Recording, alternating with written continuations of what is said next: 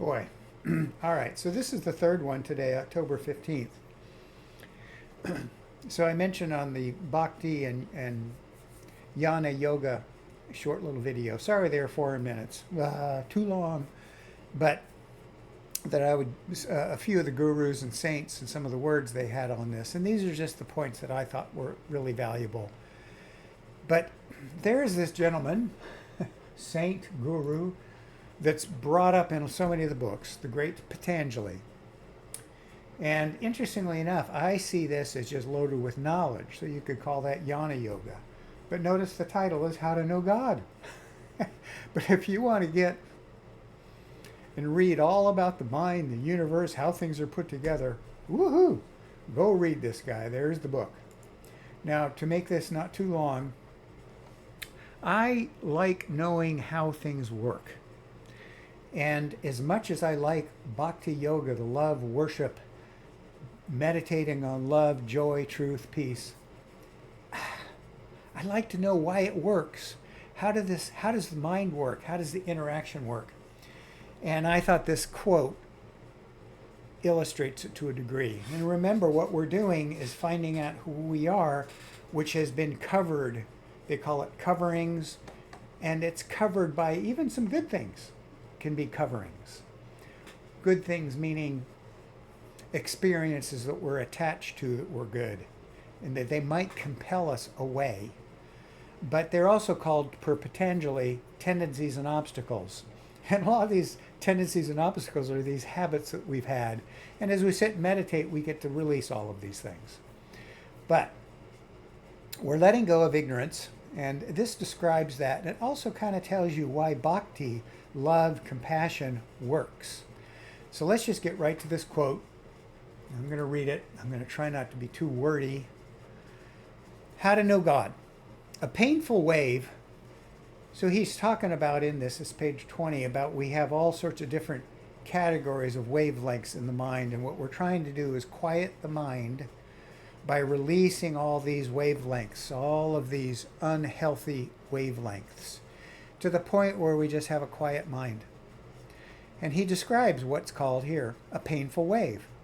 According to Patanjali's use of the word, is not necessarily a wave that seems painful when it first arises in the mind.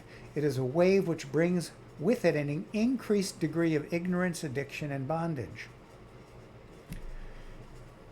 Similarly, a wave which seems painful at first may actually belong to the category of those which are not painful, provided that it impels the mind toward greater freedom of knowledge. You know, the great Swami Sarvapriyananda out of New York had a great analogy of when you start meditating, you have a container and it's got a lot of black rocks, and he called those painful experiences. And when you're meditating, those might come up. Well, don't avoid them.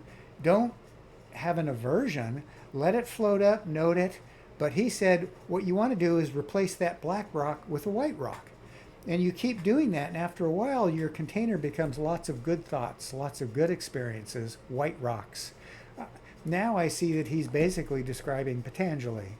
But it's also a great little deal when you start meditating to realize that you're meditating on all these great things, but it might bring up some ugliness, some challenges. Consider that a good thing. The distinction between the two kinds of thought waves is very important when we come to the actual practice of yoga discipline. For the thought waves cannot all be controlled at once. First, we have to overcome the painful thought waves by raising waves which are not painful. To our thoughts of anger, desire, and delusion, we must oppose thoughts of love, generosity, and truth. I think that's a great explanation there of why the love, generosity, and truth work. I don't know, maybe it's a yin-yang thing. Maybe it just erases it. I don't know, gets rid of it. Only much later, when the painful thought waves have been completely stilled, can we proceed to the second stage of the discipline, the stilling of the not painful waves, which we have deliberately created. We have to remember that sometimes, as Shankara said, that we can be chasing something that appears to be good that's actually still an addiction in a way. And it can still block our path to self-realization. But I thought that quote, put that in your pipe and smoke it, in the 60s. That is really something. And it really helped me, in a way, understand the beauty of Bhakti Yoga. And maybe we can say why Yana and Bhakti work together. And they do. So we'll see what you think of this one.